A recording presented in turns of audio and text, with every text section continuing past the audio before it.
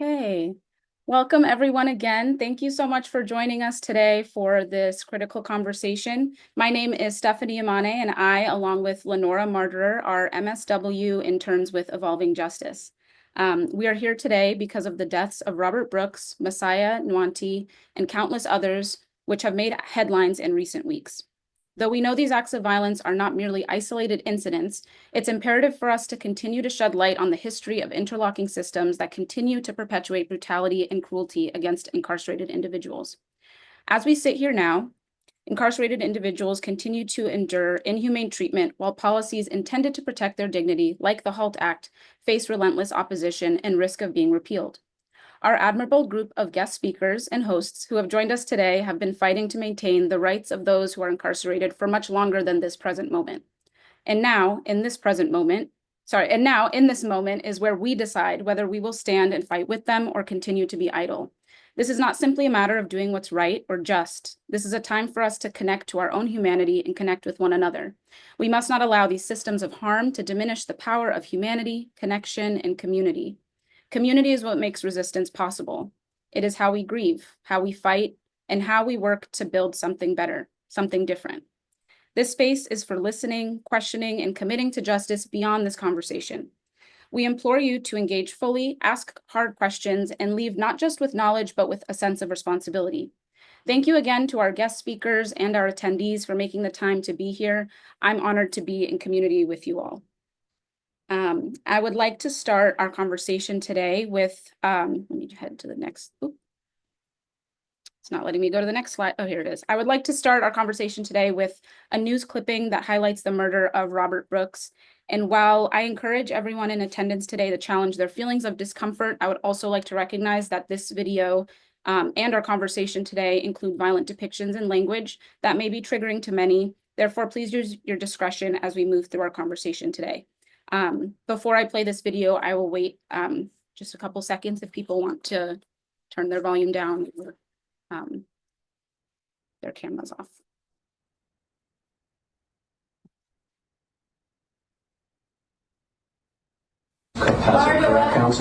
An 8-count indictment naming corrections officers charged in conjunction with Brooks' death. 5 officers directly involved in the beating hit with second-degree murder charges and manslaughter for 3 other corrections officers who allegedly failed to stop the brutal attack. The beating was caught on officer body cam video hours after Brooks was transferred to Marcy Correctional Facility just north of Utica to serve out the remainder of a 12-year sentence for first-degree assault. In the clip captured on December 9th, you can see several officers pummeling Brooks, who was handcuffed to an infirmary bed, punching, kicking, and even lifting him by his neck as others stand by and watch. At a press conference today, Special Counsel William Fitzpatrick revealing Brooks endured even more abuse than we see on camera. Robert was beaten on 2 prior occasions between 9/07 and the time of his death, within minutes of his arrival at Marcy. Our investigation further revealed that there was no provocation. The incident igniting protests here in the streets of New York City, with people calling for justice and accountability. 2 things family members and loved ones of Brooks say was missing in the hearings today as they watched a judge grant bail to all of the officers who were in court today. I'm not surprised in the least. It's a finely oiled machine. It's the system. And until we collectively come together and decide that we're going to do something about this system, then everything is going to remain the same. Charges may be good.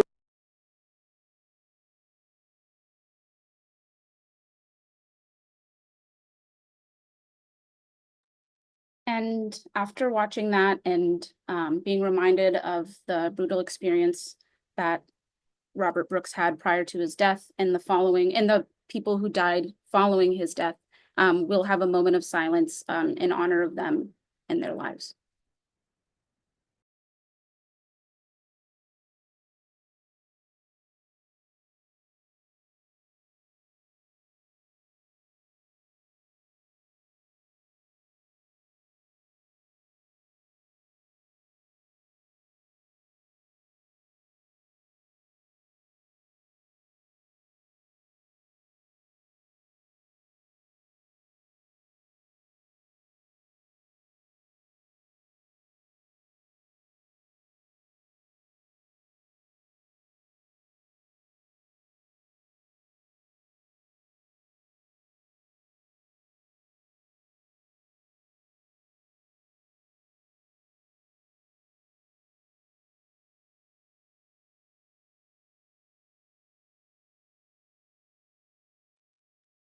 Thank you all for joining me and honoring the lives that we're discussing today.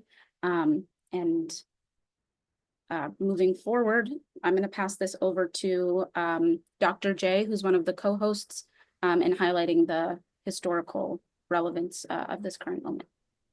Thank you, Stephanie. Thank you for getting us started. And thank you, everyone, for joining us. Thank you for people that will watch this at some later date. I think it's important before we go on that we really just say that this is not new. You saw on video the callousness in which they were able to kill another human being. And it's important that we recognize the history of inhumanity that the carceral system is, but specifically prisons in New York State. It's important that we honor the history and legacy of Attica, especially the 1971 riots, where men actually gave their lives for humanity, for people such as us to really show up and fight and honor the legacy of people incarcerated. So as we have this conversation, I think it's just really important that, as Stephanie asked, that we really don't lose sight of the emotionality of this, because it's that energy, right? It's that energy and that anger that is going to really help us to show up in ways that are necessary, not only to have these conversations, but to make sure that our actions are aligned in creating humanity for incarcerated people. Thank you for joining us for this conversation. I'm going to pass it to TC.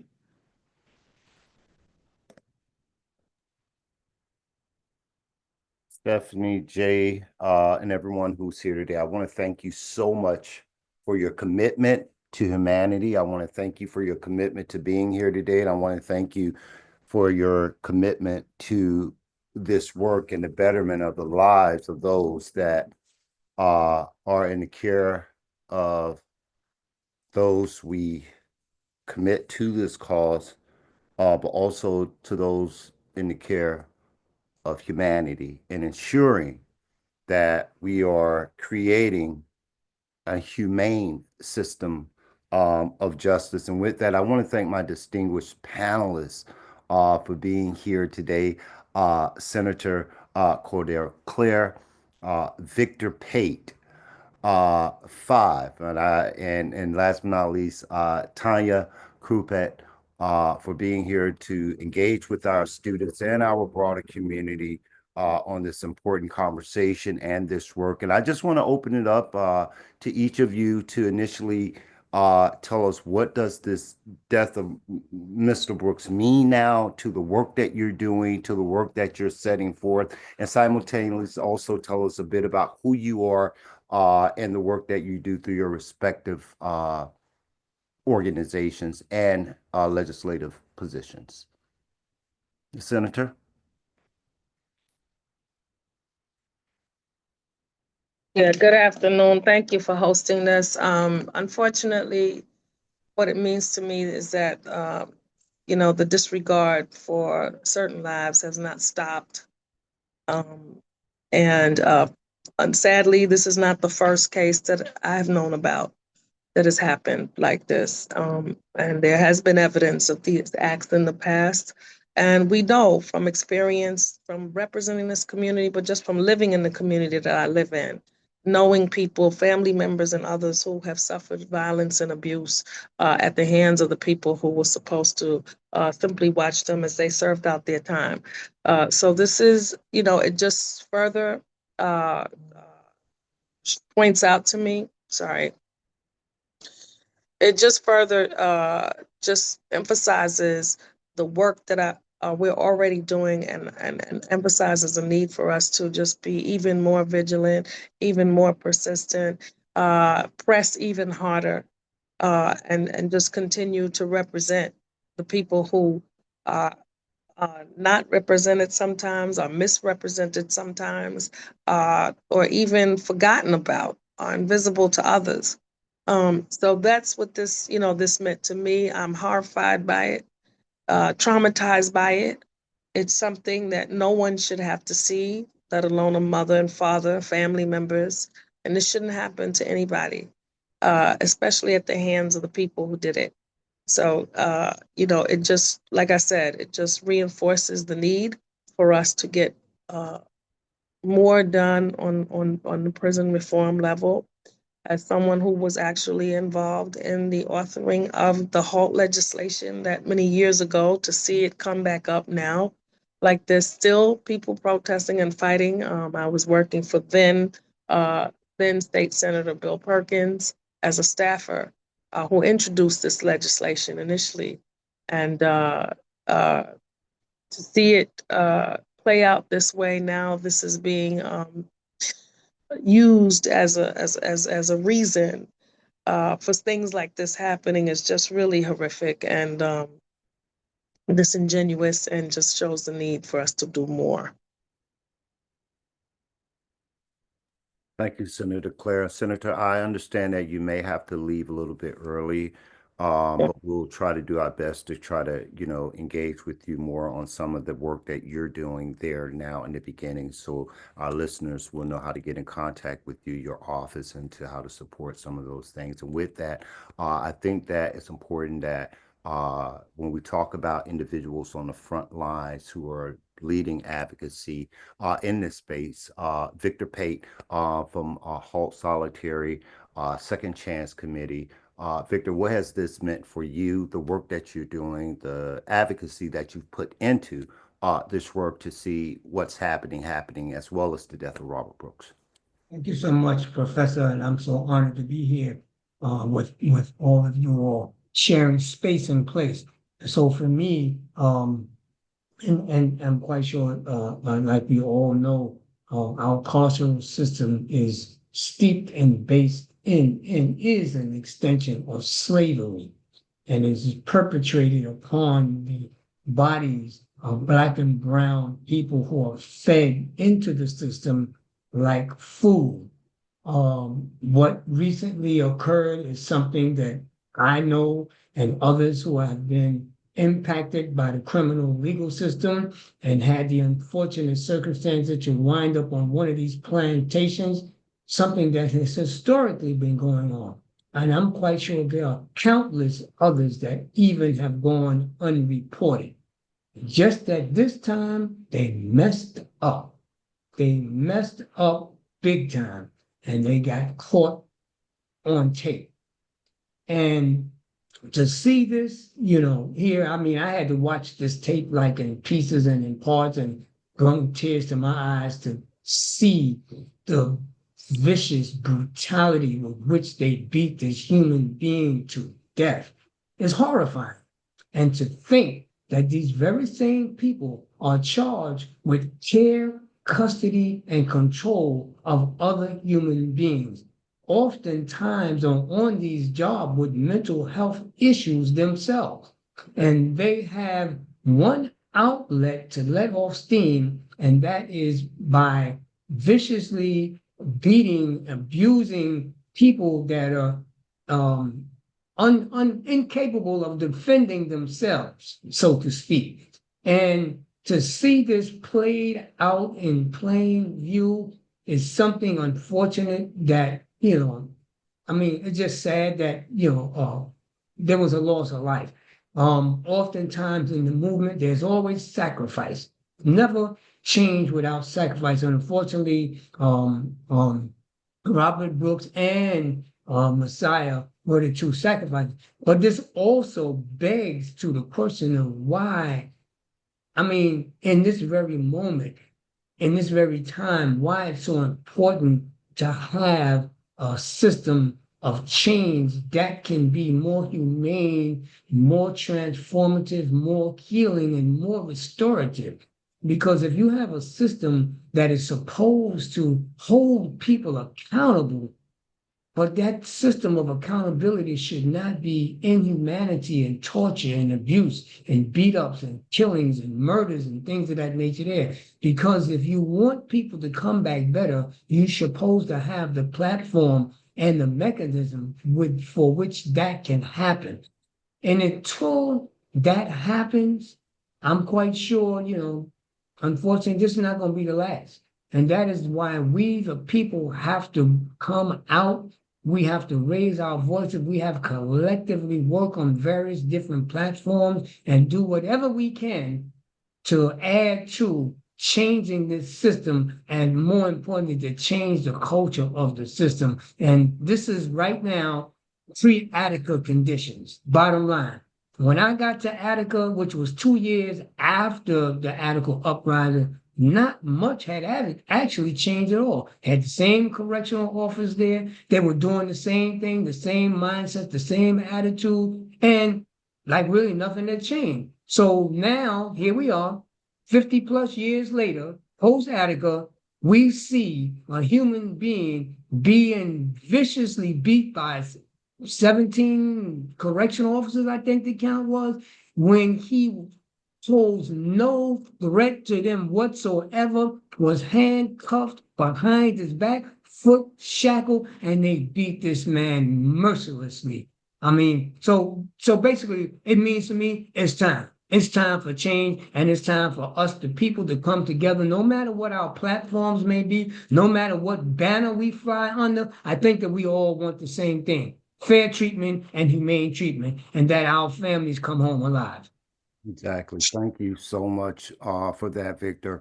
And, one of the things the senator mentioned earlier was that the impact on families. And Tanya, I know that you have been working very closely with families. I know that some of those are represented here today. What does this death mean? Not only, when and I know that we can't, when we talk about this work, we try to talk about from a holistic lens, where from a systems lens, where it's not just the individual, but it's also those families. And I know, again, you've been working very closely with those families through the Osborne Association. So please share with us what that impact is feeling like on the work and what this means. Yeah, thank you so much. And I definitely echo everything you said, Victor and Senator. It's almost beyond words, the pain of watching humans treat other humans, not to mention humans who are supposedly there to protect. So it's beyond devastating. I think my lens for the last 20 plus years has been how incarceration impacts children and families. And it's so terrifying. I think, Robert Brooks was a father. He's a grandfather to a 7-year-old. And then the ripple effects of seeing this on everyone who has a currently incarcerated loved one is terrifying. However, and we work in partnership, and I've learned so much over the years from children and families. 1 in 14 children in the United States has an incarcerated parent. So it's sort of an invisible epidemic that does not get enough attention. And I want to pause and turn it over actually to LaQuinte and Caroline. I don't want to speak for children and families when we have experts with us. And I'm so grateful to LaQuinte and Caroline for being here. So if it's okay, in response to your question, I want to share my space with Caroline and LaQuinte. Absolutely. That's absolutely. Great. Thank you. LaQuinte, or Caroline, go ahead. You can go, LaQuinte. Hi, I'm LaQuinte. Actually impacted. My mom is Tammy Eldridge. She's been in prison since I was 4, still is. This is actually my first time hearing the aftermath of this for Robert Brooks. So heartbreaking. I mean, words, like Tanya said, words really can't explain anything, especially to see how they're even given the option of bail. But we knew something like that was going to happen because it's happening everywhere, not just here in New York. And it's so sad. But yeah, I'm here today to, give my insight on being a child who is experienced incarceration and is still experiencing it. Even though I'm 30, I'm still a child experiencing incarceration. So I'm happy to be in this space with you guys. Thank you. Thanks, LaQuinte. So my name is Caroline Hansen. I use she, her pronouns. I lead the advocacy with New Hour for Women and Children, Long Island, and I'm also a community leader with the RAP campaign. My husband, Christian, was sentenced to life without the possibility of parole or death by incarceration when he was 19. 2 weeks ago, he turned 49. He's currently incarcerated at Eastern Correctional Facility. In those 29 years, he's gotten his GED, his associate's degree, bachelor's, and just got accepted into the master's program. He also just got accepted into the Puppies Behind Bars program. And the Wednesday after the lockdown, all nine puppies were taken out of Eastern. The conditions are so bad that it wasn't deemed adequate for the puppies to be inside any longer. I mean, how heartbreaking is that? Conditions are so bad that an animal deserves better. What does that tell you about how our loved ones are being treated? When our oldest daughter, Caitlin, who's about to be 16, we left the visit the day before the shutdown, the day of his birthday. And outside, there was over 50 officers striking. She was so anxious and scared. I try to think about how I would explain to her the reasoning behind the strike. And I decided to tell her the truth. I told our daughter that the corrections officers and staff brutally murdered a defenseless man, that he was handcuffed behind his back with no way to defend himself, and over a dozen people beat him to death. She was so angry, angry that Robert Brooks's children can no longer visit their father. She was angry that the people that are supposed to protect our loved ones took advantage of that power. And now 9 people will never be able to go home to their families. A dream that we hold on to that one day Chris will come home because hope is what carries us, as Kathy Boudin would always say. And she asked me if this could happen to her dad. And again, I told her the truth. I told her that officers have been brutalizing incarcerated people, and this time they just got caught. And, she wanted to know what she could do. And what I think we all can do is to just keep telling the truth. Keep telling anyone who will listen that there's no coincidence that these strikes happened the same week that those officers were being indicted. Um, you know, I feel that pushing all incarcerated individuals by removing visitation, it's just unjust and it's ineffective. Instead of taking away the family support, they should focus on implementing better oversight and accountability within the correction system itself. Reforming staff practices, enforcing stricter protocols for the officers, and addressing corruption. Further repression of incarcerated people is not going to make things safer for anyone. Docs, the governor, and the legislators must do the opposite and fully implement halt solitary, restore family visits immediately, end packages, and end all brutality and abuse, and create meaningful pathways for release. And that's just my story. We haven't been able to see Chris in over a month, and it's affecting our youngest, Grace. And social media is so brutal right now that they're seeing all kinds of horrible things. They're being retaliated against because I've been speaking out as loud as I possibly can. And we really just need to keep families together. And that's just one of thousands of stories of families, and just really grateful to be here in this space with you all, and for being able to, tell my truth. And Carolyn and Quinta, thank you so much. One of the things I believe in, those closest to the problem are also those closest to the solutions. My students on here know that's one of the things I believe in. And with that, and that community voice and that activism, I want to introduce Five, who's the founder of Incarceration Nation. Five recently visited us at NYU Silver in our parlor to highlight the work of those individuals from the Black Panther Party, as well as the Kings, the Latin, I think it was the Latin Kings, if I'm not mistaken.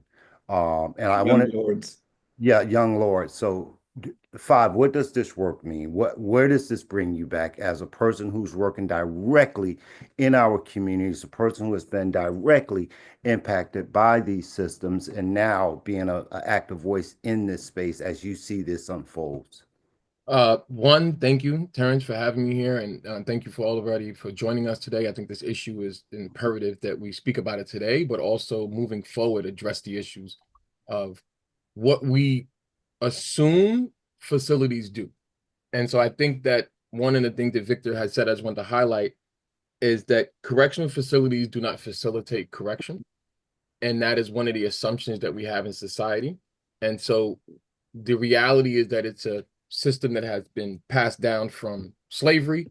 And when we look at it in that context, all the brutality, all of the horrific, inhumane conditions, they kind of make sense then, because we haven't moved fast. We haven't moved past that in society. The other part is that there's a responsibility from us from the state. We have 62 counties, 42 of them are prisons, and mostly everybody living in those towns are prison towns. Marcy's in the Oneida Watertown hub, so there's a few facilities in that area. This is just not a Marcy problem. You have Marcy, you have Midstate, you have Governor, you have all those sort of facilities within that hub, plus the other facilities outside of it. This is not just some strictly happens one-time occurrence at Marcy. I myself in 2012 was released from Marcy. I was brutally assaulted there as well. And it's an everyday occurrence. This is not something that just happens because he was going on transfer or something that happened between a guard. This is an everyday system that you live with when you're in that facility.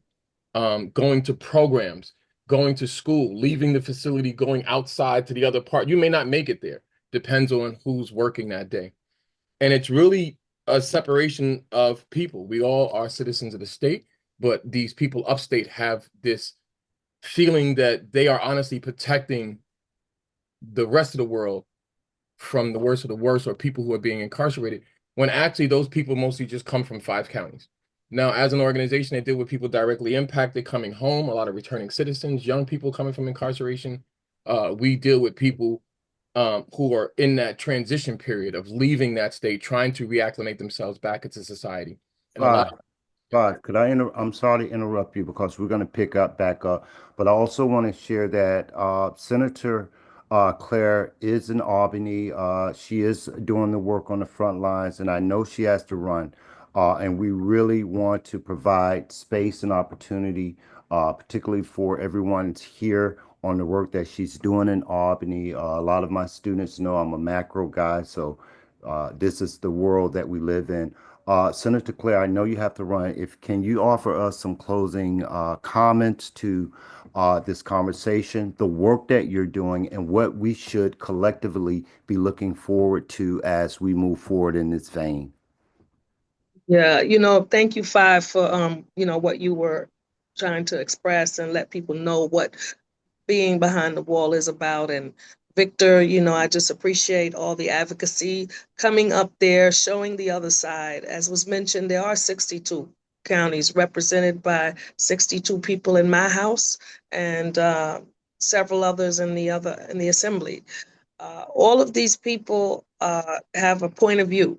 So the advocacy work that's done, there's nothing better than that, to come up there and to help us as we are making the case. And, as everybody knows, some of my colleagues, these towns, this is their income. This is their daily bread. This is what they rely on. So they don't want to hear anything about closure. In this year's One House, the Senate voted to agree that the governor can close between 1 and 5 prisons. We are trying to move towards closure. Some of these prisons, they're not filled to capacity. There's no need to have so many. I think that would contribute greatly and help a lot with the staff shortages that they claim they're suffering from. This would help if we would consolidate and close some of these facilities. There's a plethora of legislation coming across to try to prevent things like this from happening, try to add penalties. You know, I have a piece of legislation that says anybody standing has a responsibility, and it is criminal. I don't care if you're a corrections officer or not, to watch something like that occur to a human being and not intervene and not say anything. I don't care who you are, be you the janitor, the nurse, the doctor, whomever. Everybody had a responsibility to Robert Brooks to speak on this. There's a number of pieces of legislation that are coming out related to this, and there are things that relate. This is not just, it doesn't just start when we get there in these facilities. You know, this is something that starts from, you know, I'm a co-sponsor on a bill with Senator Jackson, solutions, not suspensions. We're suspending children at a certain age. This is pre-incarceration. This is the pipeline that's created when you are isolating people and ostracizing them away and not dealing with the underlying conditions. And sometimes there are no underlying conditions other than race. Sometimes that's what it is. It is racism. It's pure racism and cultural unawareness from other people. So, you know, there's a path that starts early and it just continues and continues. What happened to Robert Brooks? You know, I understand people who work in our facilities, they deserve safety. They deserve to be go home to their families every day unharmed. But that is not the excuse for what happened to Robert. This was just simply inhumane. There was no safety threat. As Victor pointed out, this person was handcuffed. This person was incapable of doing anything to anyone. And this kind of brutality comes from one place: hate. It comes from hate. As a human being, for you to be able to do that to any living thing, if Robert Brooks, if this had been done to a dog, there would have been outcry from anybody saying that you didn't have to do that. Even if the dog had bitten you, it would be, how did it take these numbers of people just going at it brutally? I mean, it's just, this says something else about society. And it says you disregard Black lives, you disregard the lives of Black men, that you can do this. You are not thinking of this person as a human being with children, with a wife, with family, with a mother. This is somebody's child. This is somebody who is loved. This is someone who loves other people. There's just no excuse for it. And, you know, many people were fired the other day, and people said, oh, you know, one thing is, we do have to do aggressive and heavy recruitment. We have to have people who are willing to go, and it's a difficult track. It's a move. But we have to find a way to get people into these prisons who are about the work of correction, who are about the work of protection, and not who are coming there with tattoos, racist tattoos on their bodies, and evil intent against our people. Yes, people are there to serve their time, but that's it.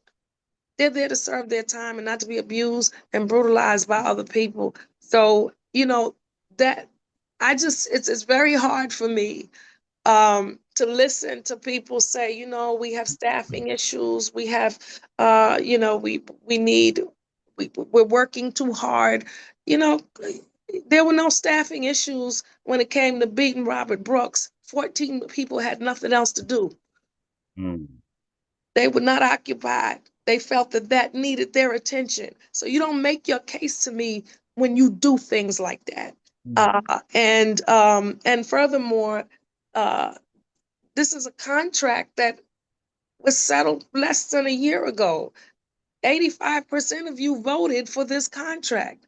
We could have raised these issues then that are being raised now simply when the indictments are coming down. So I think those of us who we know what this is. We have to continue the fight. You cannot train people to respect people. You cannot train people to not be prejudiced. You cannot train people to not be hateful. That's something they have to do. That is something they have to do. And maybe some of those 2,000 don't need to come back. So, this is something that we have to look at carefully, but we do have to make sure that we are encouraging people to take the test, to sign up. People who are qualified, who want to take this job, we have to make sure that we do an aggressive recruitment on that. And there's so many bills that we have to look at. Elder parole is something that I've been supporting for many years. There, that would certainly help with staffing. We have so many people who are seniors in prison that there's no point in them being there. There's no purpose for them to be there.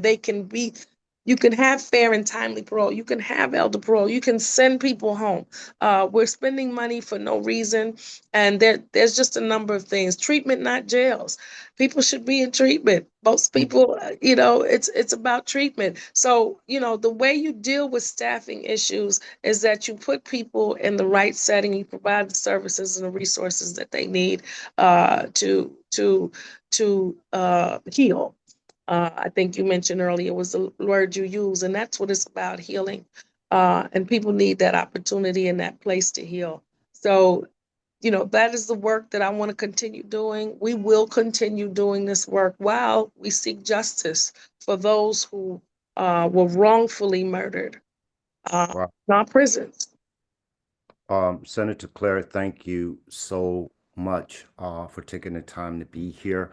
I just want to recognize our friend Michelle Gaddett from over at CCHD, one of the organizations that I visited the other day that are serving those who are coming home and those with substance use disorder and other issues that recycle through our systems that find themselves in that dumping ground of our criminal legal system. But Senator Claire, we want to thank you for being here.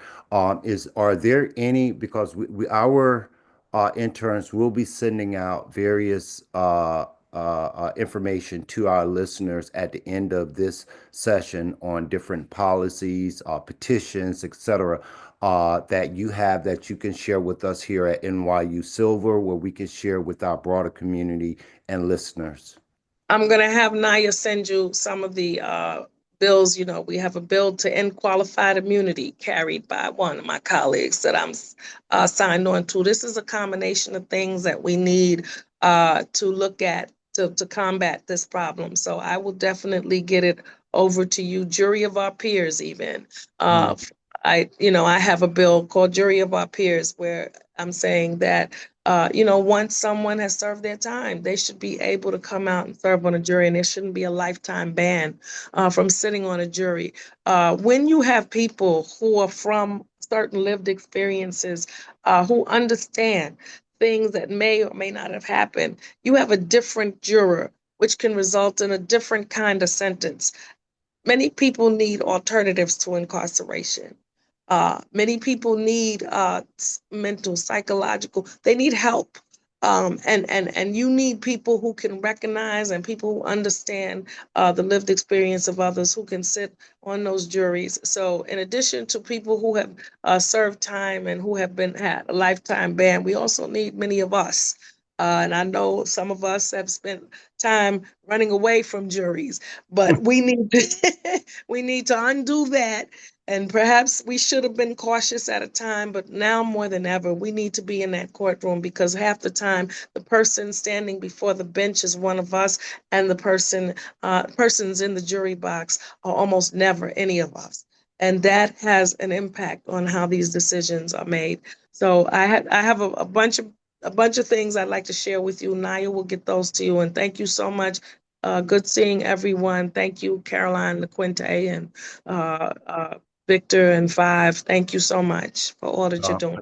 Again, Senator Claire, thank you so much. And I see Michelle Gaddett from CCHD, Senator, who is doing tremendous family work, recovery work, and empowering our people there in the East community. And I hope I already spoke with Naya. Hopefully we can get you over for a site visit there to learn about the tremendous work that's being taken place in that community. Senator Claire, thank you for your time. Thank you for being here. And we'll be reaching out to you. Five, thank you for your patience, but I do have to pivot back to you, Five, because as Senator Claire says, that this comes from our community, and you are in the heart of Harlem. You are right there in the communities where you see, you know, the history of these systems, but also you're seeing the output of these systems with individuals coming home. So again, please continue, Five. Yeah, I think that she really steered the conversation toward what we need to do, the action, right? And so not only community oversight, but we have a country and a nation and a state where we have the ability to facilitate correction. We honestly do. We have the ability to go to the facility and pick a person up and usher them back into reintegration into society because we have the rights to do that. The ability to do that is hindered because of the distance to the facilities and sort of the resources that are giving for organizations to do that. So it's going to take people power, but we also need simply to pass legislation and policy that allows the policymakers to enforce that. When we spoke about the jury duty bill, this is something me and Vic have been trying to do for a decade now, right? Because no one who is incarcerated for the second time will ever get a fair trial because the heightened sense of sentencing, the mandatory minimums, and sort of the statute of incarceration will be increased. No one in the jury understands that. And that also guarantees that no one in the jury is directly impacted that can relate to your circumstances. Because when we talk about crime and punishment, the punishment never fits the crime, right? Because the crime, punishment is, incarceration is the punishment. Let's just say that first. So being in prison itself is enough punishment to harm the person and their family and their communities as well. Not only are you losing money, but your community is losing money. I want to just keep reiterating that point. When we do consensus forms and we fill out and we get funding from communities, that funding follows you to the prison. And so when you're in Marcy, they were paid for Robert Brooks. They were paid for his care, custody, and control. Matter of fact, they get more roads, they get more people, they get more schools, they get more congressional representations. And so towns thrive off the pain and suffering of other individuals and holding them. And we have to transform that into having responsibility or rehabilitation, because it's honestly the first pathway and doorway back into public safety, right? When we allow people to reintegrate back into society, healthy as citizens, fully vested citizens, I mean, able to vote, able to impact your community, able to put the change that you might have seen and changed from incarceration. So it's kind of a oxymoron and to say that we facilitate correction, but then we inhibit people's growth when they come home, right? And so throughout that, it's really us, the people, that have the ability to do that. And that's why we established the HALT bill. When we first established HALT solitary confinement, to bring it back to that, this was a policy and a movement of people directly impacted. It was family members, lawyers, activists, organizers, but mostly led by those directly impacted, to the point that Brian Fisher quit his job and joined us, right? Like literally the commissioner was like, you know what, you're right, I'll be over there on Saturday, right? And then we have the ability to help those when they come home, reintegrate back into society, but it really depends on what laws allow them. And so simply actions, you can go to the state legislative website. You can go to the legislative website. You can look up Claudel Claire's name. You can actually vote on it. You can click on a button and actually tell your area legislator that you would like them to vote for this policy. And so by exercising our rights, we can change society, and by also creating a system where we recognize that this punishment paradigm has to change. And New York State, we're the leaders.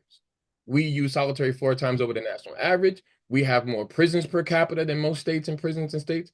And we use it in a sense of being the first state to use it, right? And so New York, a lot of people remember, a lot of people in the world came through Ellis Island, and also a lot of people were cycled up into New York through Rikers Island, right? And so we have a responsibility to be able to change this culture, and we can. And I think that what we've seen, like Victor said, was not only just a mistake, but complacentness. And what Cordell Claire had seen, right? When I watched this video, because I had to watch it so many times and seen it through so many advocacy talks and speakings and really dissect it. And so not only was 9 people charged, but you see nurses coming in and out of the office, just, oh, sorry, you're beating them to death. Let me just go over here. Oh, I'm just coming to get some gloves. It becomes an environment of complacentness where abuse and violence is just a norm, right? You have the sergeant just standing in the corner filling out his paperwork like business as usual. Meanwhile, this man is being brutalized to death, right? And so we have the ability to change that by oversight. We have the ability to change that by being in and out of the prisons, by connecting with people, This is why we created so many letter writing programs for people in solitary, but also people incarcerated. And this is why we need more people policy. And that's what we call HALT. We call HALT people policy because it was written, it was formed, it was advocated, and it was directed by those directly impacted inside and out. You know something, and I'm definitely about to pivot over to you, Victor, but one of the things I thought about when the senator was speaking, and this is in criminal law, what we call a Victor guilt by association. If I'm involved with someone who's committing a crime and that person kills someone, and I was in the car, I was over here, I was over there, but I was with them, I am found just as guilty of murder as the other person that said that they had nothing to do, as the one who perpetrated the crime itself. And I think that's applicable to, when we say no one's above the law, that's applicable to situations such as this. So just for clarity's sake, for those of us who are joining here today, like Five, like Tanya, Victor Pate has been on the front line of solitary confinement. Victor, can you please share with our audience, before we go any further, the premises of HALT Solitary? Why was it brought forth? Why is it needful in the spaces of carceral communities? So thank you so much for that, and that's a good question. And I can say right out and Five, you know, I met Five, and Five been my mentor, and I credit Five with helping me get to where I am today. He's one of my mentors, and we're still in touch. HALT bill premised on the Universal Declaration of Human Rights and the standard minimum rules of the treatment of people in prisons and jail, which is now known as the Mandela Rule.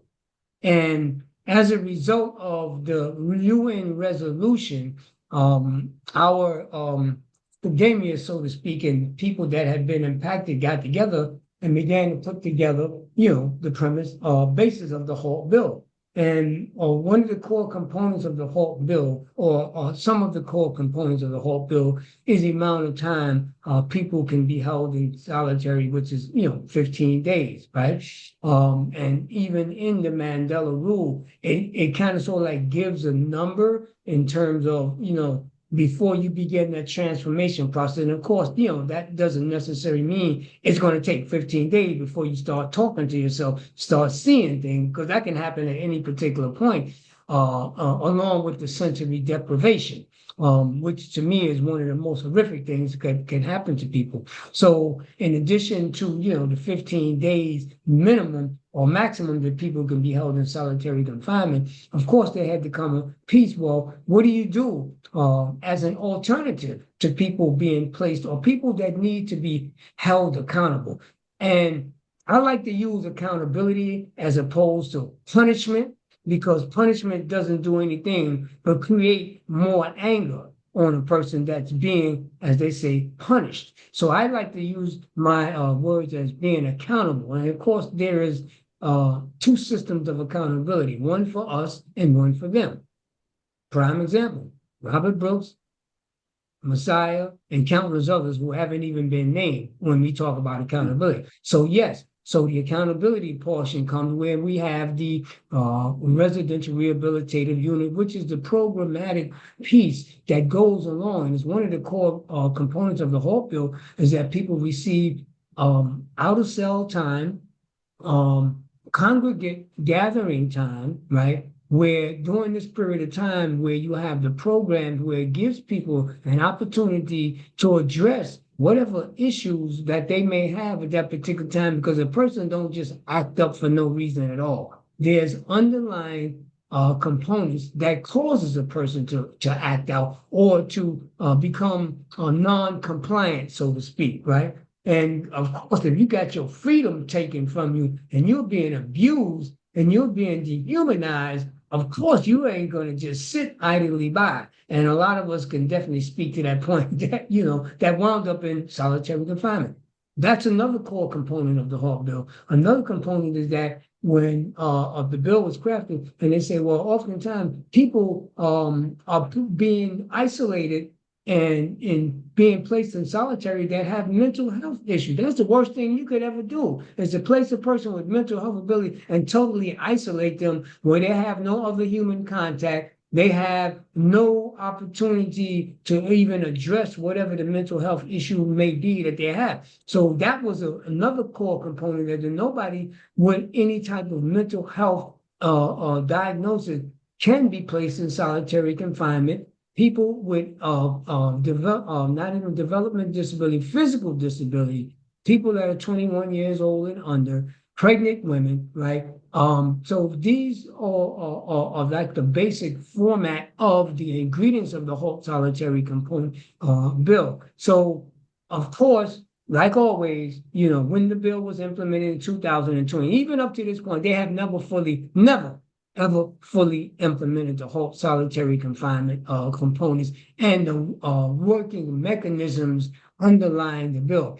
But back to the original thing, your question is that's the premise and the basis from which the halt solitary confinement act came out of. Of course, the Universal Declaration of Human Rights says that nobody can be, tortured, nobody should be treated inhumanely. So all of those core components are our doctrines in terms of human rights, how people are supposed to be treated, how people that are incarcerated supposed to be treated, what conditions that they are supposed to be held under, and what conditions they are not supposed to be held under.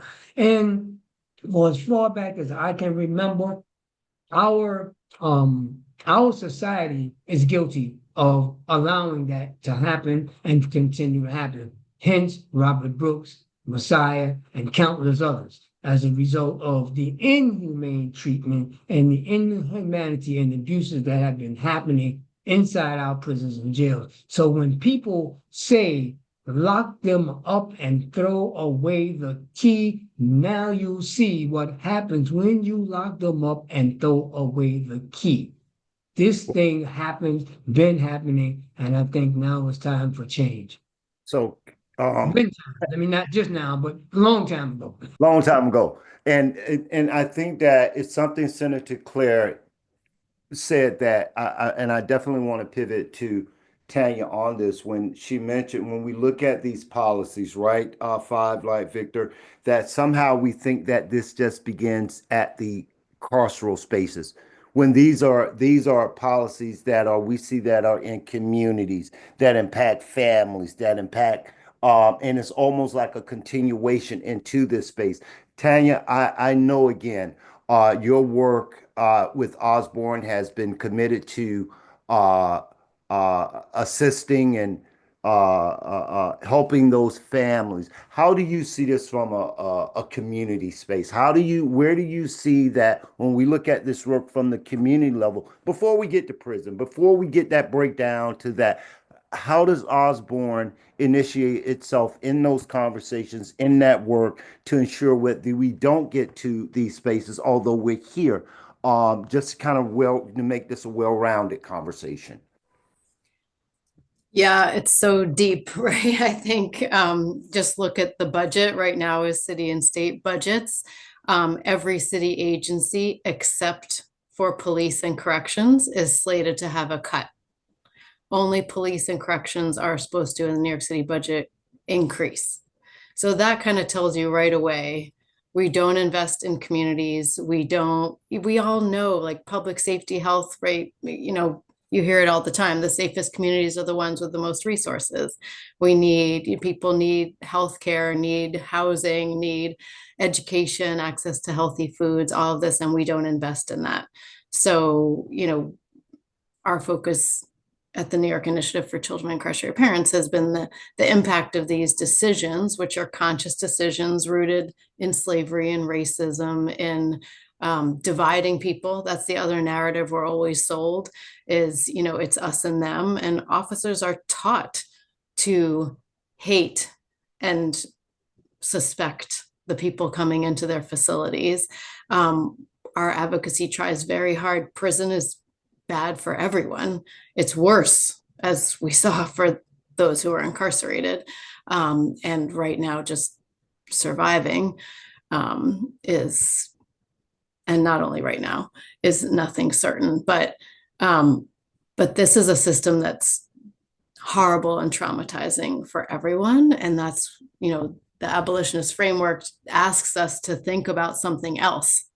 This is not how we get safety. It costs $500,000 to keep someone for 1 year on Rikers. So a couple of people coming out of Rikers or diverting them could fund all of our after school programs throughout the entire city.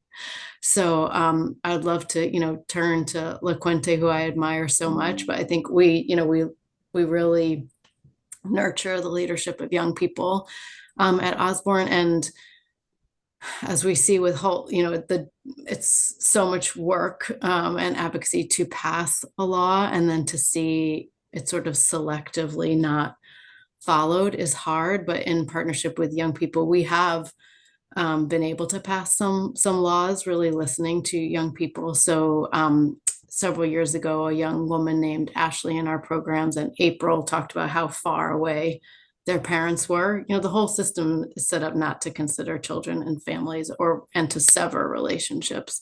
So we were able to work together and pass the proximity law. So this is a drop in the bucket, but as a result of this law that came from young people sharing their experiences, over 5,000 incarcerated parents in New York State are closer to their children.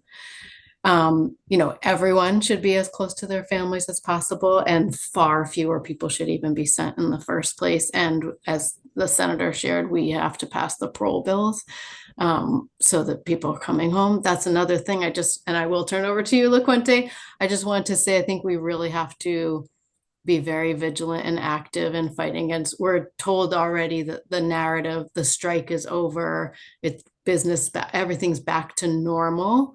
We know there's no normal, and that's absolutely not true, right? They use this to chip away, suspend the halt law right now. There's no visits in most facilities that have been returned. They're using this to, undo the already restrictive packages and other restrictions on families. So, and again, the narrative is that families are where contraband comes from, not officers. We're sold this narrative. So we have to really unpack that and listen to children and families who are directly affected. LaQuenta, hold that before you jump in, because I want to switch over to you. But let's be.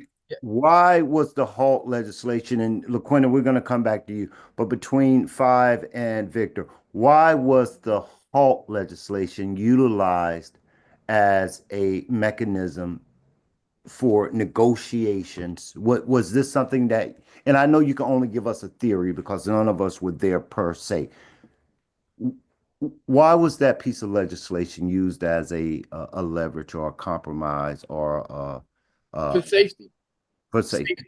Safety. And what's your position on the governor's decision to rescind, to roll back those provisions in that? And I know again that you can't make decisions on behalf of the governor nor the union, but what's your position on that as an advocate when you look at this? As an advocate who's been doing this for a long time, since the beginning of the process of the legislation, we've been faced this all the time. We've been back and forth with Cuomo for back and forth. We had smaller policies. He wanted to shorten the bill and shorten the policy and take pieces out. What we're saying is that it was for safety, right? And so separation, not isolation. Let me just say this. In society, we use separation. When you're in pre-K and the child is acting up, we put them on timeout. We remove them from the places that can harm them or the harm that they can cause on others, and we put them in a safe space for themselves. But you know what? This is the perfect time to then go back to that child and be like, hey, what's going on? How are you doing today? What happened with you, right? It gives you an individual space with that person one-on-one that doesn't allow the environment to impact them and doesn't allow conditions of the initial altercation or initial reasons why they were having the trauma in the first place. So it allows you to address a person, right? We don't do that. In society, we just pack people away and put them in a cell and say, you'll figure it out. I see when you're 32, you're in there since you've been 12, right?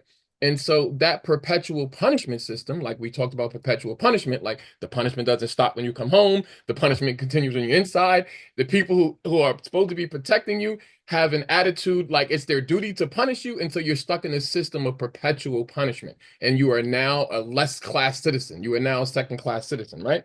And so we designed it for safety. Why? Because 50% of people are murdered in solitary. 50% of people die in solitary. All of the vulnerable populations of people in prison, like Victor said, also transgenders, right? People who are not the gender that the society sees are then placed in for their own protection. We have involuntary protective custody. We have security control units. We have security threat groups. We have administration segregation. We have all of these systems that basically lock a person into a cell for 24 hours a day, and the person watching them doesn't have to do anything and relieves them of responsibility. It's like human rights also was a part in the picture because we wanted to implement that. There's no way in the same city, 3 miles away is the United Nations, and a couple of miles away is Rikers Island, where we're doing the same things that me and Juan Mendez is sitting in the United Nations talking to other delegates from other countries. I'm literally telling them that this is happening in my country when they tell me that our country makes them stop doing this process, right? And so all of those elements was involved, but it really was human rights. When you look at America and the fact that we have law enforcement that kill is because we have a death penalty. We have a system that at the end of it, you can die and be murdered by the state and be murdered by the federal government. And so by raising that level, like removing the death penalty would mean that all officers and all law enforcement duty is now to protect life. And so by removing solitary, it forces people to deal with the individual issues of people there. It forces correctional facilities to actually attempt, because they really do a bad job at it, but start to begin to look at facilitating actual correction and not just punishment, right? Punishment is a reaction, and let me just say this, all solitary charges are not for the crimes that you have committed in society, but they are for institutional rule violations and infractions and disciplinary infractions that happen once you're incarcerated. And that disciplinary infraction process is a 3-tier process. Do understand this. You can get a tier 1, tier 2, or tier 3 for the same thing. So any charge can be at a level. It is at the discretion, as Tanya pointed out, it is the discretion of the officer who is judge, jury, and executioner. For our juveniles, for our young people, there are the people who bar our families from visiting. There are the people who bar our family members who are incarcerated from having the services they are. And these are the people who walked off of their jobs, even though they are duty sworn in offices of peacekeeping, but also maintaining care, custody, and control of the state's citizens. That is a large responsibility that you can walk away from because your friends are being charged with murder. I'm just going to be honest about it, right? This brutal beating happened. There was backlash. They're upset about it. They want to riot about it. And they're using the HALT Act as saying, well, if we had the ability to put this person in perpetual punishment, then we didn't have to torture him. And so we have taking on their ability to say, we're torturing this person because you didn't give us this system of torture. And the system of torture came with the prison system since 1650. Rikers Island was built in 1650 and solitary was there, right? So I also just want to remind people, you know, there's a scene in Django that I can never play because of the right to the film, but there's a scene where his wife was being put in the box. And forget about what solitary confinement really is. It is a psychological perpetual punishment that it could get worse. If I own you as a prisoner, I can beat you. I can make you work this labor. I can get paid from your labor. I can make your kids come up here and see you, and I could force them to go through trauma. And you know what?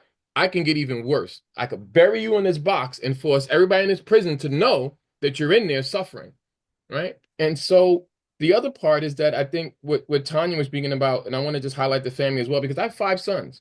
And so whenever my sons wanted to come visit me, guess what? They're in solitary too, because a family member has to enter the box, enter a cage, and be with you while you're sitting there shackled like a prisoner, or sometimes no contact at all. You're not going to get any human contact, any physical contact.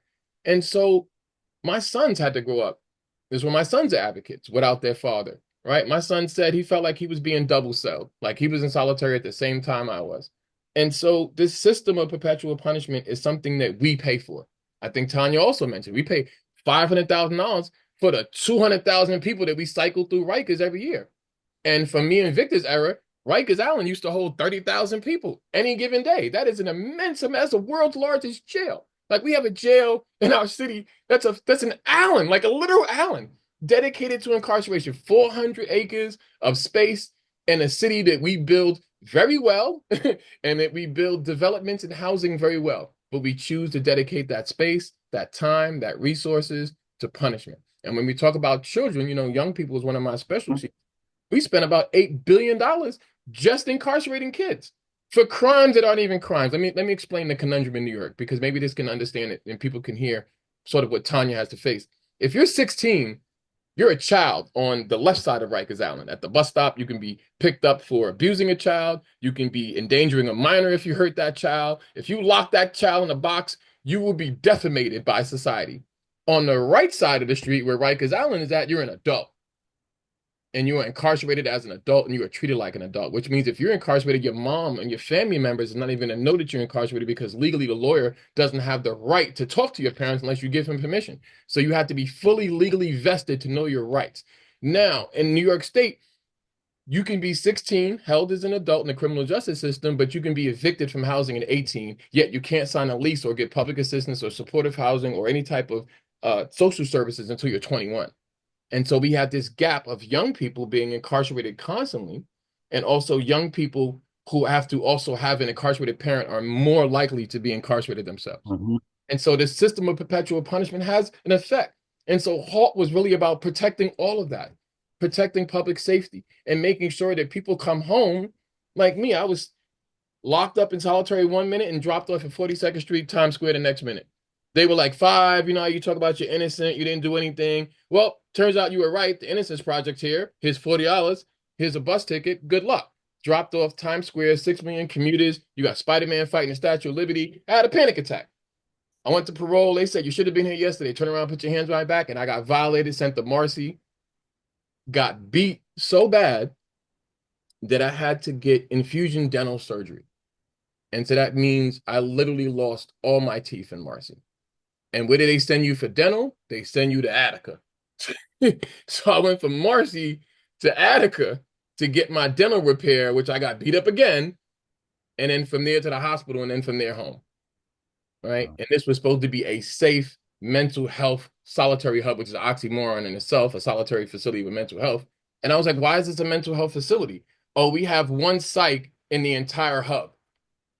So we have one psych that works 4 or 5 facilities that are just stretched out by miles, and somehow we're all being treated and supported and cared for. This is an illusion, right? The fact of the matter is life every day is what we've seen on tape with Robert Brooks. The fact of the matter is the deaths that happen in prison, that's what life is every day. And everybody who works in that system will walk by you like you are not chained to a bed, like you are not bleeding to death, and like there is not grown men beating you unconscious. And they will walk in there and say, oh, excuse me, let me just get this piece of paper on the side, right? And so I think that when we, not think, but the motivation behind HALT was also the abolition of the perpetual punishment system, because New York started it. You have to remember, yes, the Quakers created it. Like I used to work with AFSC, American Friends Service Committee, because we originally thought the Quakers was the one who started solitary, right? But they ended. Five. Hold on 1 second. Don't, because I want to connect this with you and Victor. Oh, but, sorry. Look, Laquita, I want to ask you, when you hear this, when you hear advocates, Victor Pate, when you hear Tanya, when you hear Five talk about this, and I know that for you as a young person, I know that for you as a child with an incarcerated parent, how do you see these systems? And I think that's important for all of us to kind of see that Michelle is here again, Tanya is here, and we work directly with these individuals in these communities that are impacted by these systems. Laquita, what are your views on this? And what do you think we should be doing as organizations moving forward? Hi, I'm just gonna correct. It's La Quinte. La Quinte. Yeah, sorry. But first of all, listening to you Five, I'm holding my breath. That was like, oh my God, on the edge of my seat, a real life story. And to put my life in perspective now at 30, my mom's been incarcerated since I was literally 4 years old. My mom spent 13 years in solitary confinement. As I'm writing my story, I was only 10 years old going through solitary confinement with my mother. And I'm now picking up on that. So just to hear yours, I have not even dug into my own mom's because I know how deep it is and everything she experienced in this parallel universe, I did too. And I'm not even there on set on that. So spaces like this and hearing stuff like that, it prepares me for I don't know what my mom is gonna say, but it's going to be the part that makes me feel like this is why I have to do advocacy for the children that experience this alongside their parents, because I've seen my mom shackled more than once. We got contact visits, but she was still shackled. So to be sitting, literally writing that now at 30, it's breathtaking, but it's like, how did I even manage? Like, and I really only managed by just seeing her as my mom. That's it. That's my mother. And that's where I stopped and drew the line. And now today it's like, there's other people that have children and their mother. Like, how do I bridge that? And as an individual, my way for advocacy and giving back, I'm honestly just wanting to build a facility that's an alternative to incarceration for youth. Like, that's how I see it. And I just feel like people need to find a way to keep them out of the system. Like, that's just it. There's no other way to bridge that gap. There's no other way to say, or even take back years later and say, oh my God, I'm sorry this has happened. No, you have to prevent going altogether as a child. Because me, I have not experienced imprisonment, but I have a younger sister who has, and it's simply because my mother is in prison. That's it. That was her, one of us was going to follow that path. That's just the statistics of it. So to be older, looking back now and literally see my sister experiencing this, my mother still going through this, it's like, I just held it in and carried it. But even me and seeing individuals like me, people don't speak on it. We have to speak. I'm 30 of my age, and I've been in spaces where I've been incarcerated with these adult people who've done time with my mother, like literally 15 years or so, and their children are not there. Their children are not in the world of advocacy. Their children are either correctional officers or just living their life. And it's like, that's a problem. Now that I'm getting older, that's a big problem, because who's the biggest advocate other than you who experienced it? I've been in rooms with people that speak about it and don't know about it. And it's like, this is weird. This is uncomfortable a little bit, because it's like, now I'm pouring out my life and all you can do is take it in and speak on it how you feel, not what you know. Because it's so much I can say about it, but I'm going to draw the line where it touches me. It's like, that's all you're going to get today. But it's still like, how far do they take it? I still have to be the one to go further because I have the story. So now I'm like, I'm in a place where I'm speaking about it. I'm in spaces with incarcerated individuals. Like, I did time. Technically, I did. I did 26 years with my mother. But I'm in those spaces. I'm not in the spaces where the people that are impacted are. I'm in the spaces with the people who did time. So it's like, if I can speak here, y'all can form a place together that are impacted and have a different movement, because it is still a different movement for us. We're on the outside looking in. So it's very hard to see that even at 30, the footsteps that people are like, that I see that people are moving towards, and it's like they're just people that have been incarcerated, and not the people that are impacted mostly, or the family or the children of my age and generation. It hurts my heart, because at the end of the day, I'm in these spaces, but when it comes time to it, that people still cannot relate to me. And that's the problem. I'm my own advocacy for what's happening, and there's so many people that experience this. There's so many children that are experiencing a parent that's incarcerated, but not enough are speaking out about it. And other than keeping people out of prison altogether, we have to advocate for those who experienced it years ago. My mom's been incarcerated since 99, but her numbers are 01. Where are the 90s babies at? I'm a 90s baby. Even if your parent did come home, this work don't stop. They left people behind. You left children behind that you grew up with, but nobody's checking in and checking on. So it's hard to be in spaces like that, but as community, it's still, you have to just keep those people together, whether they're impacted, whether they've been in prison, or whether they're like me. I've not been to prison. I've just been side by side with my mother going through everything she went through, and I didn't even know it. Thank you. You know, and I'm gonna get this right, La Quinte. Y'all, yes. Oh, I did it. See, Yeah. listen, my students, so they know I get names all. Listen, Victor, we opened this session up with the judgments that have been made by the courts that each of those individuals were given bond. Each of those individuals were able to go home. Each of those individuals were able to, get their lawyers, their da da da. Decisions like this through the courts and through legislation that you're seeing, even with the compromise of that, does it compromise the work, the trust of the community, or even the work that you and Five are doing and Tanya are doing in this? How does that impact when you look at a news broadcast that each of these individuals, a man was murdered, they were given bond, they were given their freedom, they were given all these things. How does this impact your work, I guess, your morale? And the morale of the advocates that you are engaged with, and that's threefold for Tanya, Five, and Victor. If you can give us that in like 5 minutes, Victor. And Shirley, thank you so much. And I want to give LaQuinte a shout out for her courage and her voice and being who she is and being shaped by the events, that affect her, but also affect others. So thank you so much, LaQuinte, for your voice. Pleasure. And I look to see you in the battlefield.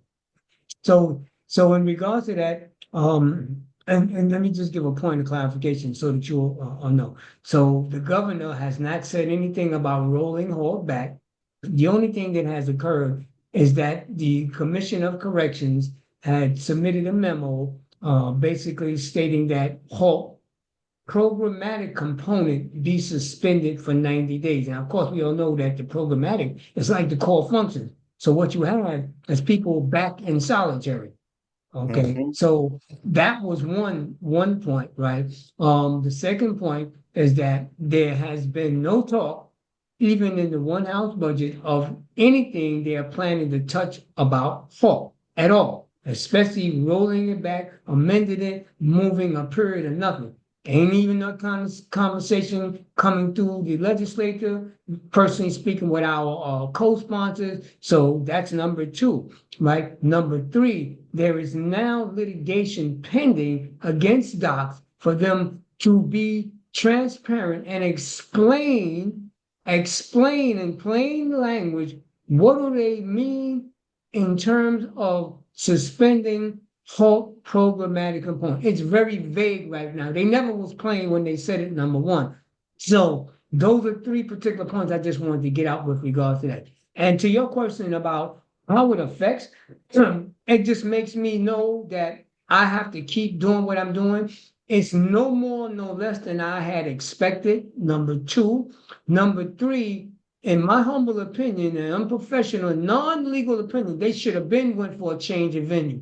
I do not see no shape, form, or fashion how they can have a trial being impartial and fair up in the same county where all of these people live, where they all hang out together, go to barbecues and cookouts and have all type of other unmentionable things together, right? And expect it to be a fair and impartial. I just don't see that happening. However, it has not by any shape, form, or fashion, or any scintilla iota has discouraged me and has empowered me. And it has empowered me more. I feel like Popeye, you gave me some spinach because you gave me something to do. But you also speak to how important it is for us to continue to never give up and never give in. And I know for myself, listen, I'm probably going to, go out being an advocate. Hopefully, that's my legacy, and I can be remembered for the small, humble purpose that I shared in the larger purpose. So for me, and I'm quite sure amongst the advocacy arena, those of us who are still out here, listen, we gearing up. Ain't no joke. We are at war. We know we are at war. We know who our enemy are. We know what we're up against. But believe me, we will not go back. Yeah, I think I just want to double down. One, this work doesn't end. Like, I got 5 new film projects. I just launched 3 new companies and projects. My son's just launched One Nation.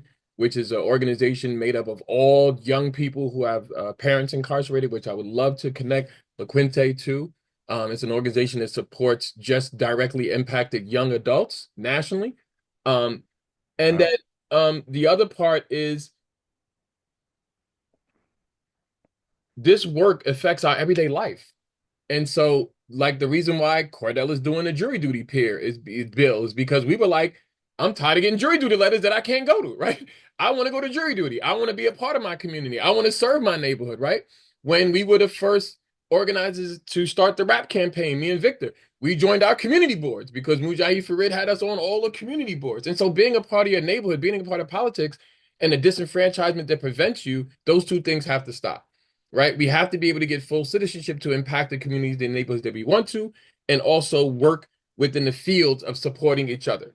I remember when I came home, I was locked up because they told me I couldn't be around Jazz Hayden and Angela Davis and Divine Pryor because they were felons. And so I was locked up for being around felons when we are the best people to create that system. So I worked with Urban Justice Center, and we created the reentry advocate position. We actually had hired the first person previously incarcerated. I helped outline that position. And that job allowed a person to be an advocate who was directly impacted, the brother Johnny Perez, when he first came home. And so by creating these pathways for people to be advocates and impact other people directly impacted is the way for us to organize and move forward. And so I think that the young people, like we just seen the big Youth and Justice March at the Lobby Day in Albany, right? Like the young people have to have their own voice, and they deserve to have their own voice, and they need their own lane. The other part, as into what we can do as community, is that I think, like Victor said, this is the time that we double down on our efforts, that we create even more support programs, even more survival programs in the community that our young people need, but also to help people come home. And I find that that is the perfect combination. So I do supportive housing for young adults. I create young people from 18 to 25. I house them, we employ them, we train them. And guess who the perfect mentors is? While they're avoiding prison, is someone who has just returned home.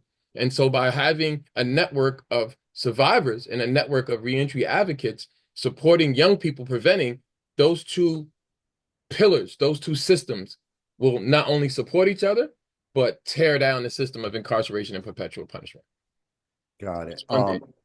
And Tanya, we definitely want to hear from you. And what we're going to do right after Tanya, in respect of time, we're going to open it up for any questions. I'm going to take about 4 to 5 questions, and I will call on you because, you know, I'm still a professor, but that's a joke. Well, it's not a joke.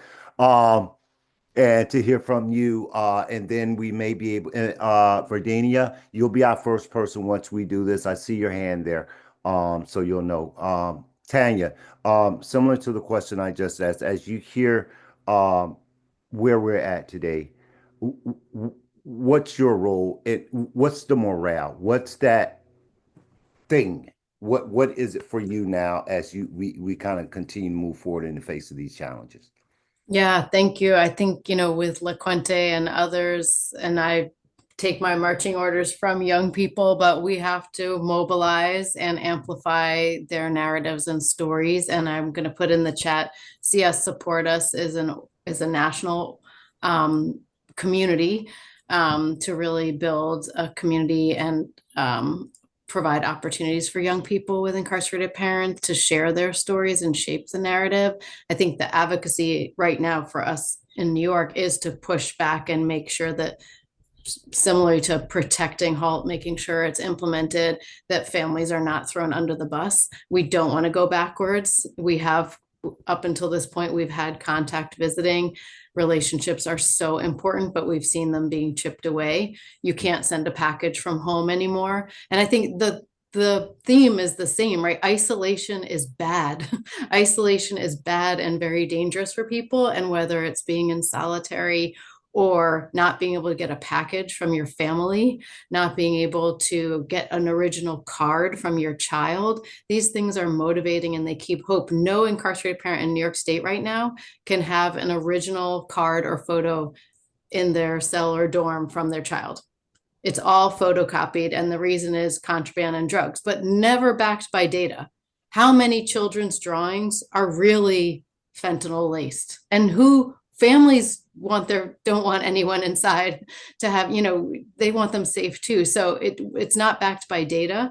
And as a result, these are the things that we're fighting against. Those connections are so important, not only for the person inside, but for their children and families. That is so depressing. I think of children who I know who spent time like pouring their hearts into drawing a Mother's Day card or a holiday greeting for their parent, knowing that that parent is going to proudly look at it every day and that is going to motivate them, knowing that literally that card is now thrown in a broken photocopier and thrown in the garbage by the officer in the mailroom.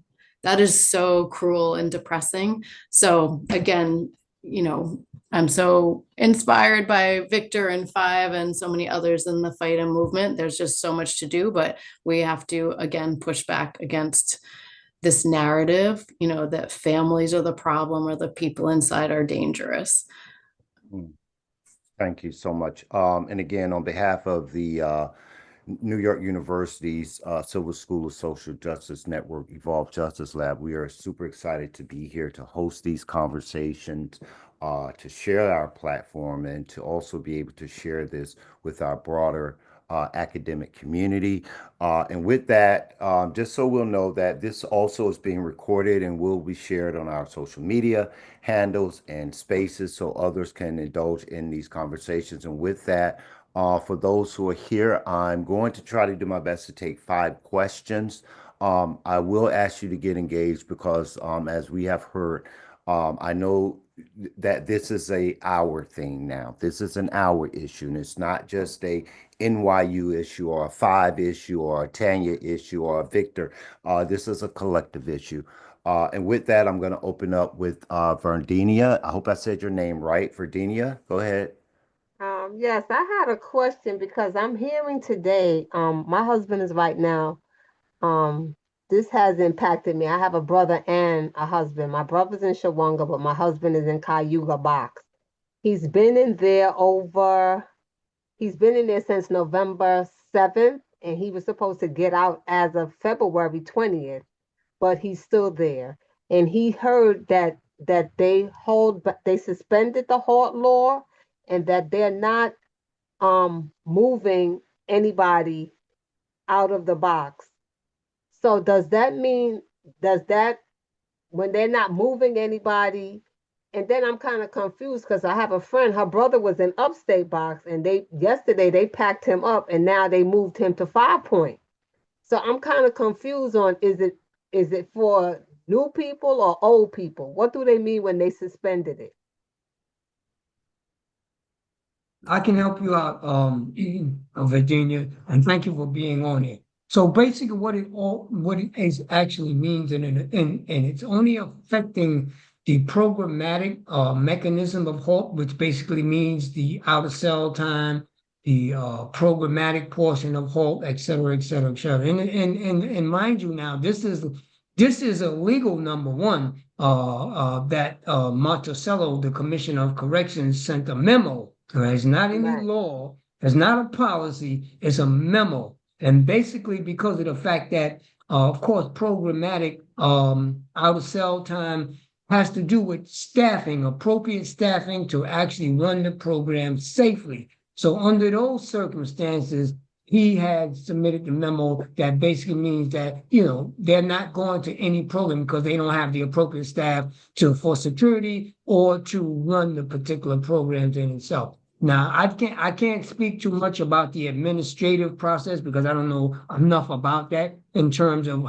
what that means, but it does actually, I guess, pushes everything back, so to speak, in terms of what might normally happen if people were just in the RUs, or even if they was in the SHU and coming up on the 15-day mark, which basically means they have to be transferred. All of that is affected as a result of the strike because, of course, they're saying safety, security, not enough staff, and we can't do what we would normally do if we had a full complement of staff.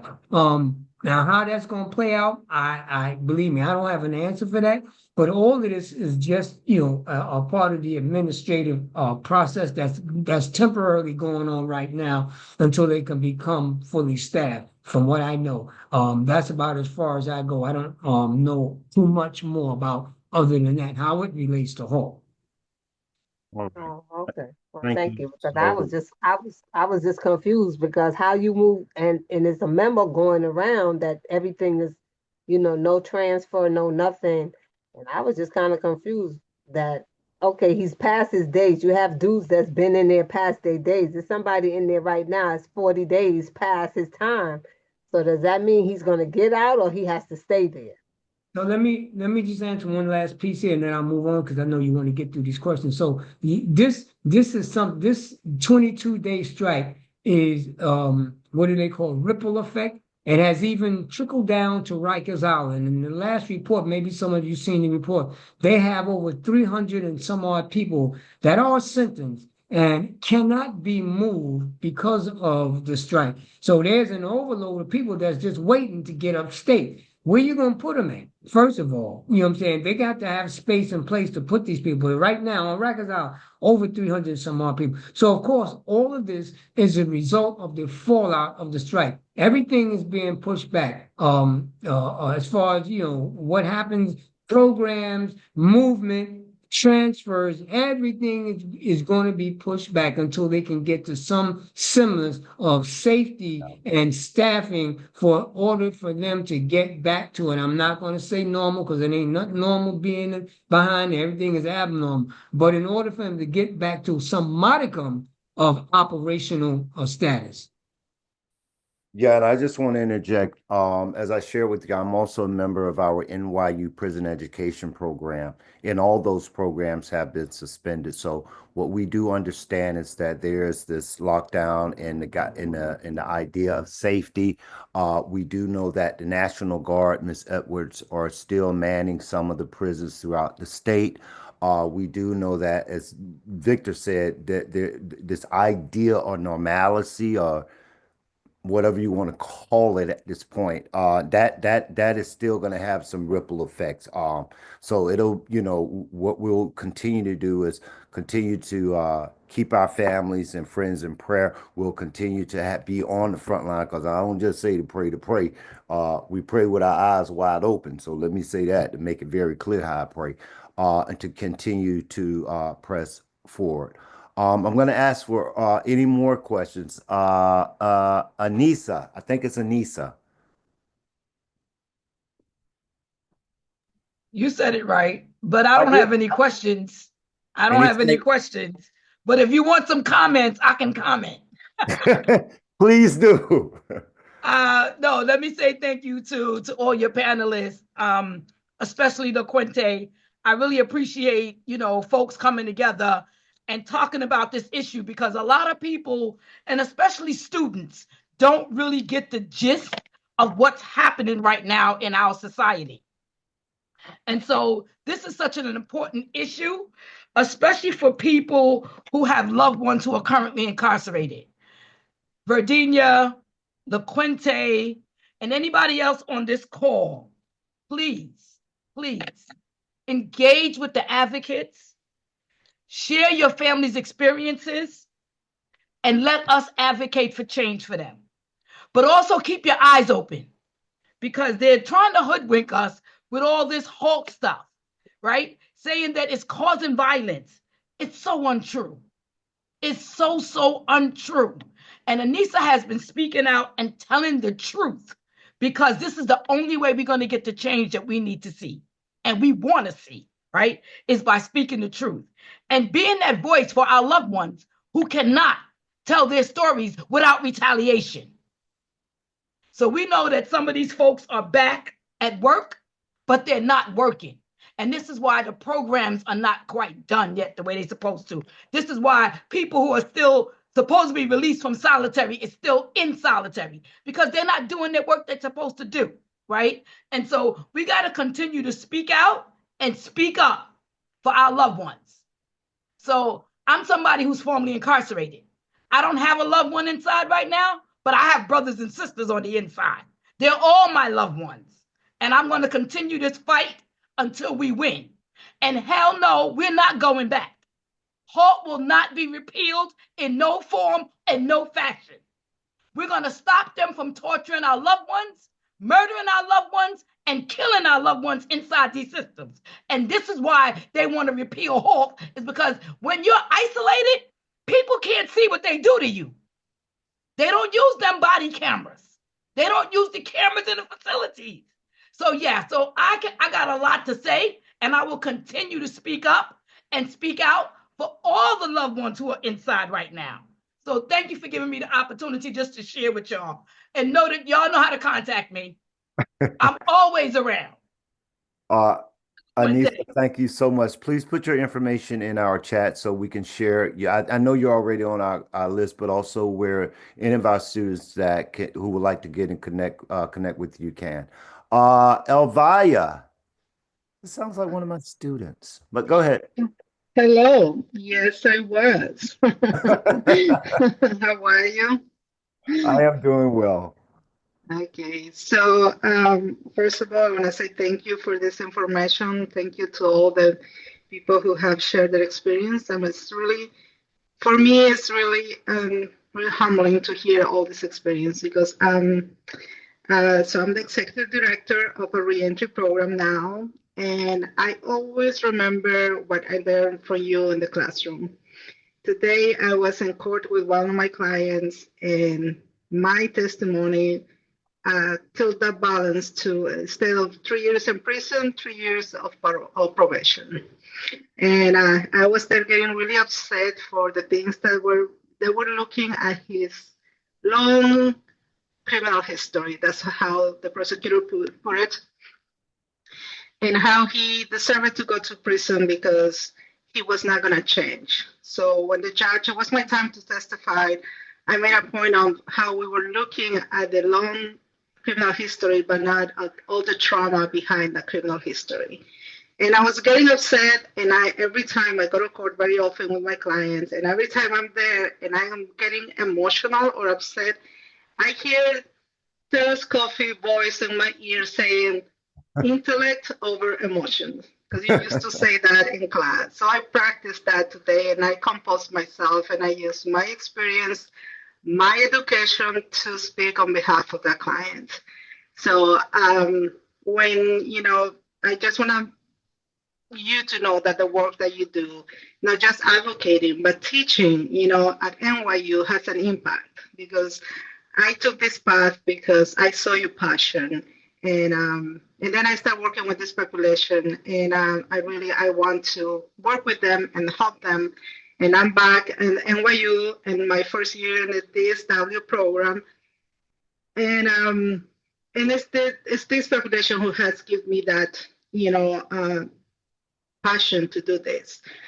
But my question is, I'm not, and I'm struggling. I'm trying, to find the right topic to write my capstone and all of that. And one of the things that came in one of my classes was, why you want to write about this population, and why you. And every time I go to either court with a client, or I'm in Bergen County Jail with my clients, I always question sometimes myself, am I being efficient? Because I don't have that experience. I've never been incarcerated. I've never been justice involved. But my passion for this, for help this population, is real, and I do want to do it. So what's your advice for people like me, social workers that do have the passion, but sometimes cannot really, I can never, really understand, what my clients have been going through, because I haven't been there. But, when somebody asked me why you, my answer was, as an immigrant, as a person of color, I have suffered injustice. I have suffered discrimination. So I do identify in that. But how do I do more, or can connect better with my clients? LaQuinta, stop. I see your hand up. Yeah, no. First of all, I love what you're doing. Believe it or not, I'm pretty sure when I first found myself in the Supreme Court facing a judge, there was a white lady young. Mm-hmm. And of course, she's never been in my shoes, but her passion was there. We can see that. Anybody on the other side can always see when somebody's literally just there for them. Like it's not about anything further than that. Outside of that, the fact that she was a woman even spoke more to me. It was like, it gave me that, okay, it made me comfortable. I think just wear your shoes, do it, do what you do, feel it, be there, and everybody around you is gonna feel that. That's it. And relate how you relate. Immigration is a whole big thing, a huge thing that people don't really speak about. You can always use that, and people can still just see through you. Like, she's really serious about this. This is what she wants to do. They'll be there with you. Trust me. When I first seen this lady, I was like, oh my God, what am I gonna do? But as we sat down, it was like, oh, she loves her job, and I love that too. So we need people like that. Thank you. Thank you for this. And I'm gonna try to take one more. Oh, go ahead, Five. Go Yeah, Five. I just want to just comment real quick. One, sister, thank you for stating, the work that you do with so many people and representing them in court and legal proceedings. But I think that me and Victor faced this problem like a decade ago. I think, Karen, you remember this too, when we had a problem with people feeling the need to be included, right? And so everybody has a seat at the table. The one thing about incarceration is it impacts all of us. And so what level are you directly impacted? More than likely, you probably have someone in your family who's incarcerated or someone from your community who's incarcerated. The fact that you're paying for it, right? And so everyone has a direct impact and sort of what is your relation to the system. And so it allows you to say, I too have a right to be an advocate. I too have a right to voice. And this hurts me as well. Like, you're paying for it. Mm-hmm. Your public safety is denied for it. Your community is less for it. And the children that you care for are impacted because their parents are incarcerated. So you are directly impacted, maybe not by the system directly, but indirectly, vicariously, we are all impacted. And so we have a right to be at the table, and everyone. Like when we formed HALT, we firstly included that no one should be excluded. Everyone should be here. Everyone should be at the table because this impacts everyone. Thank you. And I'm just gonna, I know we're in recognition of time. I want to see Mariana, one of my other students. I didn't know if you want to jump in to say hello. Any comments to this conversation today?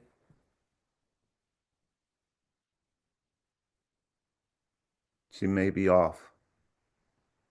Okay. Oh, there she is. When you said earlier, I'm going to call on someone and I'm just joking, I know you weren't. I almost jumped off right there. No.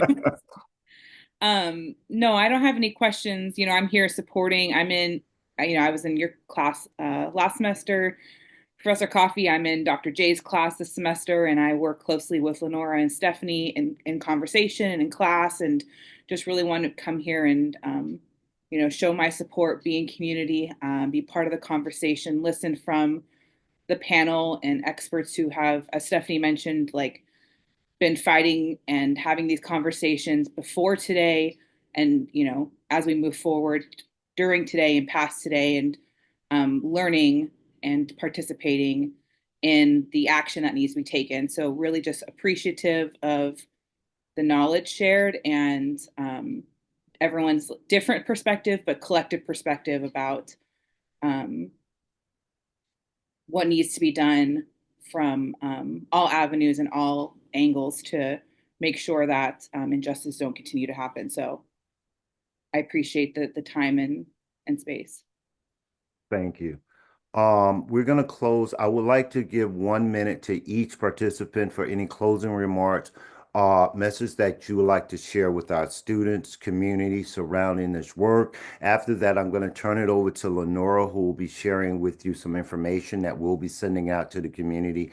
And we ask that you share with your networks on some of the work that's we're doing. But for now, I just want to take a minute to have our panelists take a minute to share any closing thoughts.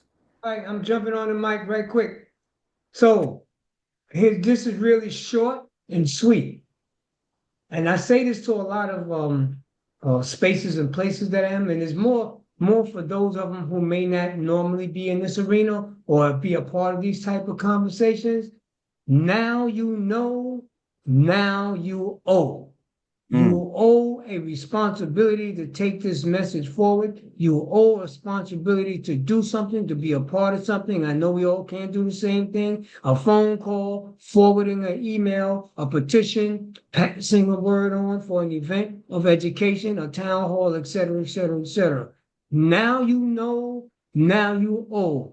No going back. We will not go back. And it lets us put some unity back into the community. Thank you, Victor. Okay. 5. I'm gonna jump right in there. So I'm gonna use an old G.I. Joe reference and say knowing is only half the battle, right? And so the other half is the responsibility to take action. NYCIC.org. Please join our campaign at HALT. All are welcome. Use Unlock the Box to take direct actions. We have resources there. We're one click away. Please make an effort to just look up your area legislator.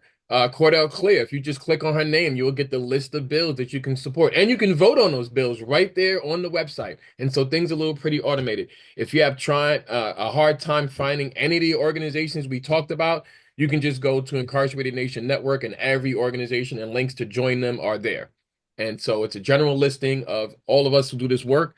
And I just want to just thank everyone who here, but it is our responsibility to make the change, and we have the power to make the change. And so the change that we want to see, the society that we want, the support that we want can all happen if we do it together in direct action. And so I thank you, and it reminds us that it is we, the people, who make change. Thank you. Tanya? Amazing. I would just, to piggyback on what was said, you know, we can all constantly assert the humanity of everyone inside, and that they have children and families and relationships and connections. So I think similar to Get Involved, I put the link in for the Protect In-Person Visiting Bill. We have an advocacy day on April 29th. I know we'll be up in Albany to protect HALT with Victor and 5.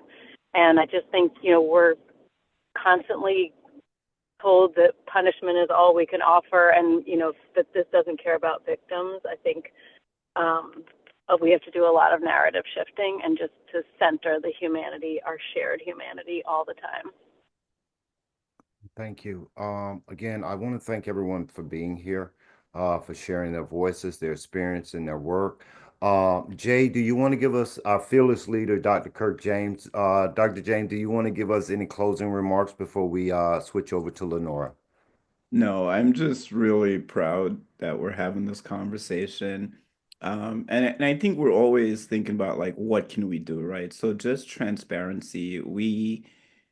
Maybe 2 weeks ago, we were all having this conversation and we didn't know what we wanted to do, but knew we had to do something.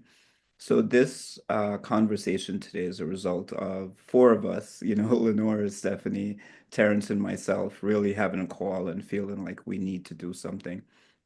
And I think this is how change happens, right? When people get to a point, you know, where exactly what you said, Victor, when you know, and exactly what you said, 5, you know, knowing is half the battle. And we all know, you know, we all know. If you don't know now, you know, right? Then like we all have to do something. And that's all we're asking for people. Do something, call somebody, write a letter, you know, have conversations, right? But, you know, I think too, to honor like Eddie Ellis and all the folks who have like created the space for us, really understand that, you know, this conversation is about humanity. It's always about humanity, and we have to uphold the humanity of the people in carceral spaces. So thank you everyone for coming through. Thank you. Lenora? Hello. Thank you all for coming. All of the resources and information that you've been sending in the chat or emailed to either me or Stephanie, we're compiling in a Google Doc and PDF, and we're going to send to everybody who is in attendance today. So your information is not lost. We have it all behind the scenes. And we had a brief slide to show at the end, but it just is, you know, a couple links, and I feel like there's so much more that we got. So just face to face, I'll deliver our kind of closing message at the moment. We want to thank you for attending today. As we know, many of you are out in the world working to make change, and that makes you incredibly busy. The purpose of this event was to discuss the murder of Robert Brooks and the ongoing correction officer strike and the critical halt legislation. These crises and atrocities, which are directly impacting the safety and dignity of individuals experiencing incarceration, are of the utmost importance in all of our careers and lives. Now that we've taken the time to discuss the reality and the impact of these current and past events, it's time to take what we've gained today into the world. Professor Coffey reminded me today that we want to strike while the iron is hot, which is why after this meeting, we'll be sending an email to all of you with all of the resources, advocacy action items, and information to support change that we can make. Many of these sources were compiled by our panelists and hosts and everybody in this meeting today. So the information is of great quality, and we deeply appreciate the sustained efforts to further spread this critical information. Now is a time for action, and I know that I'm preaching to the choir at this point, but it's always important to remind ourselves of what we have done, but more importantly, what we can do moving forward. A heartfelt thank you to the family members, panelists, lived experienced experts, and our moderators and mentors who made this conversation possible. Look out for the email directly after this meeting, and we hope you have a great weekend. And thank you from the Evolving Justice team. And we do have a short thank you.